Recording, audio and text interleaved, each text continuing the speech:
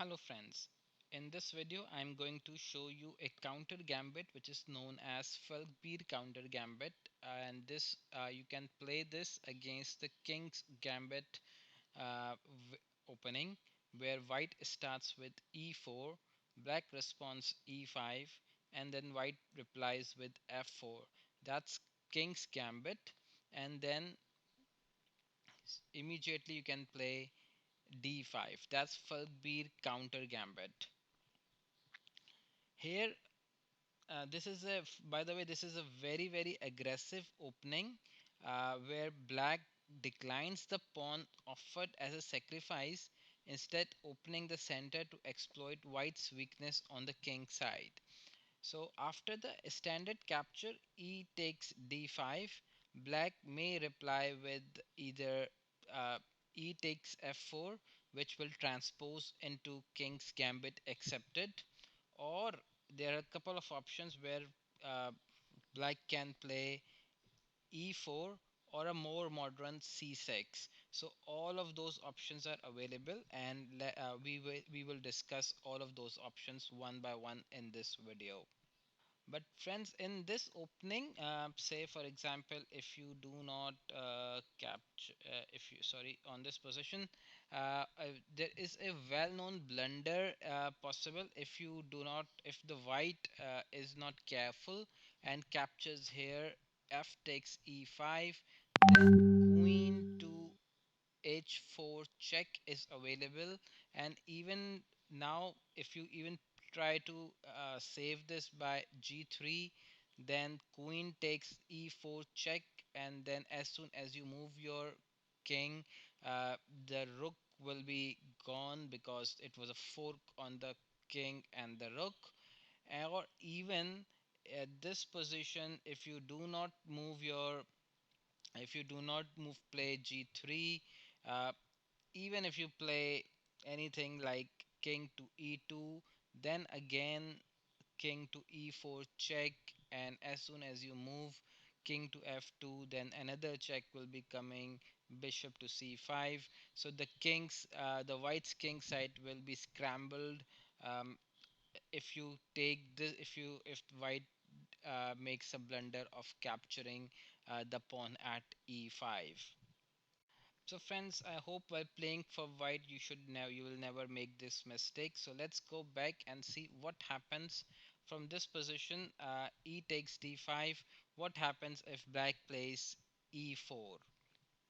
So basically that's the old main line, and in this variation black's compensation for the sacrifice pawn primarily consists of his lead in development, coupled with the exposure of white's king.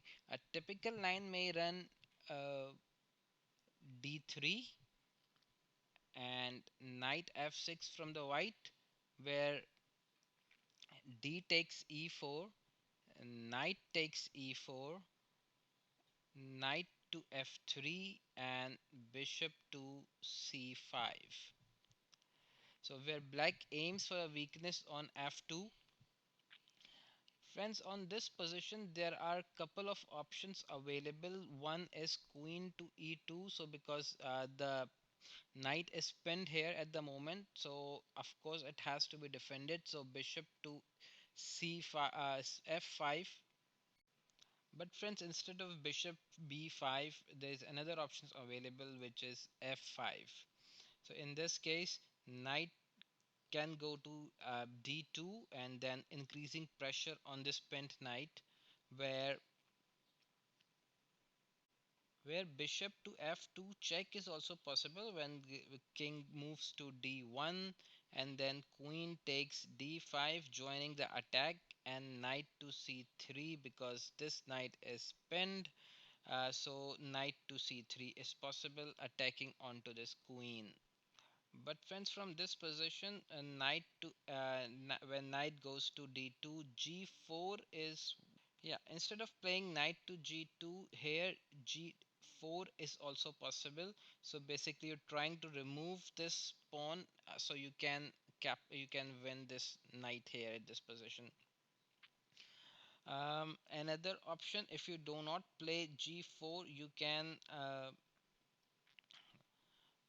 Yep, sorry. From the G4, if you do not do anything, you can simply uh, do the castle and unpin your knight. Even if the pawn captures, D takes G takes G5, bishop can always come into the play and defend this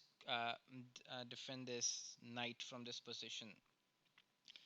So this is how you should play.